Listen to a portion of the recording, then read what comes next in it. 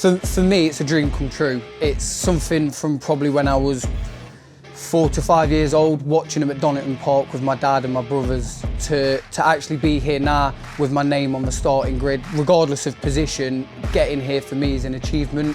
Anything that comes after that is just a bonus, really.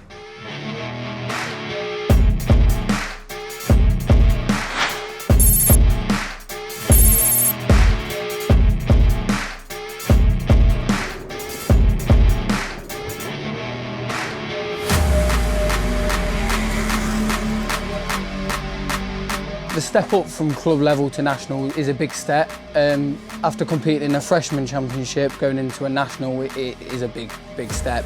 Feeling confident, happy with the bike. I think the F900 is a great bike to use for close racing because they're 100 brake horsepower, 105 somewhere in the regions of that.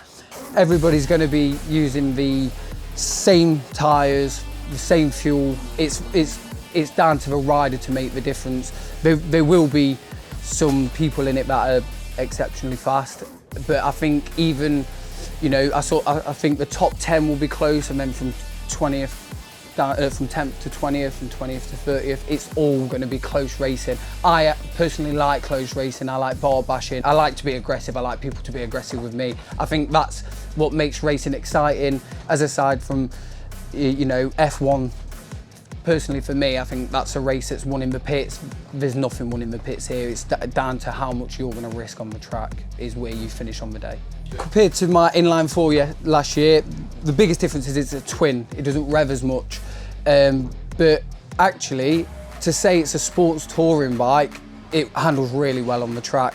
I didn't expect it to perform as well as it has done. I didn't think I'd be able to do the times I have done on a bike that's not track focused. You know, like the S1000RR is an out-and-out race bike that's been made for the road. This is a touring bike that's been put on the track, but it acts really well. It's really responsive.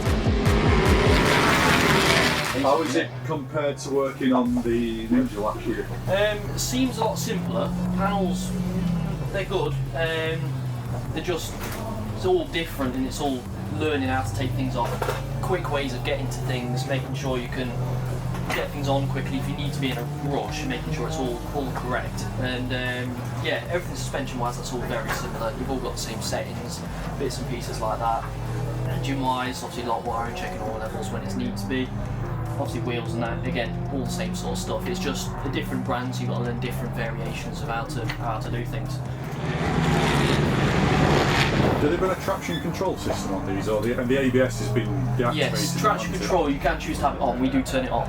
It just allows you to use all the power when you need it. We did have it on for wet riding, which we learned just hinders you a bit. It doesn't allow you to use all the power. Is it a bit too intrusive? Yes, because they have a road mode and a rain mode, which rain mode obviously for the road is very intrusive, especially for track, where you're on wet tyres, you've got the grip available, you just need to be able to use it with all the power. The twin power, the way it delivers the power is quite low revvy, as in I'm used to revving up to 14,000, not 9,000, but it delivers the power and like traction control off, no spinning, you can really build it on.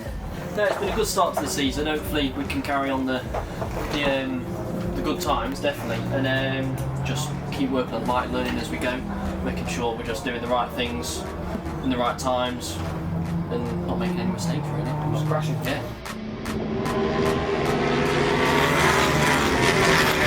The use of new tyres is a big difference. So at freshman club level, we'd probably go through a new rear tyre and a scrub front, maybe 2. Here it's sort of 3 rear tyres, 2 front tyres, maybe. The biggest difference is the rider level. I've gone from competing against other newcomers to against people with 20 odd years experience racing at a national level, not a club level. I did a few smaller club levels. What championship were you in? So last year I raced with Thundersport in the pre-national freshman championship. I did a few smaller club level races at like Darley Moor in 2021. And then finally committed to a full year of racing in 2022.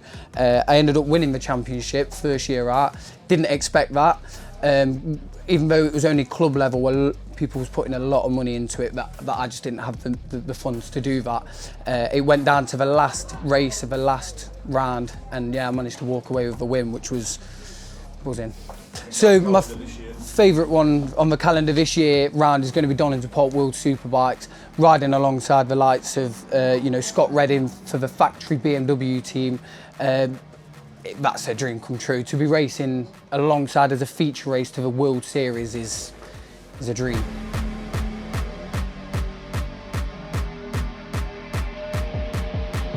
So there's only one other rider that was actually racing in my class, which was Alex Pearson. He's a great rider, a good reference point for myself. He beat me all last year. My goal this year isn't necessarily to beat him, it's to do as well as I can, but it's nice to have a reference point of what he can do. I feel I should be able to do all within a window of that.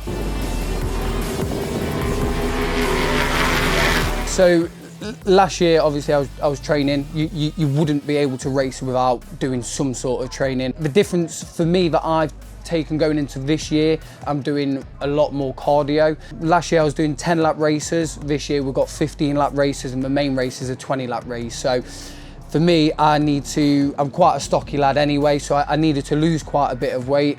Managed to lose a stone between last year and the start of this year. Because it's only 100 brake horsepower, you can't really use the power of the bike to make a difference. It is down to your weight and how well you can ride the bike. But yeah, the biggest difference is probably I'm doing more HIIT training than anything else.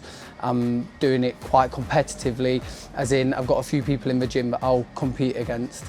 Just a big thank you to all the people that have got me here. So Chris Pidcock, Dave Hughes at BMW, Wayne and Jackie at Churchill, Pete at GP Motorcycles, and Dave at Intergear. Without their support, whether it be a little bit or a really big amount of support, it helps to get me on the grid, helps me with track time, and yeah, it's like I say, it's a dream come true just to be competing here, regardless of results. It's a dream. So yeah, just a big thank you to everyone that's helped.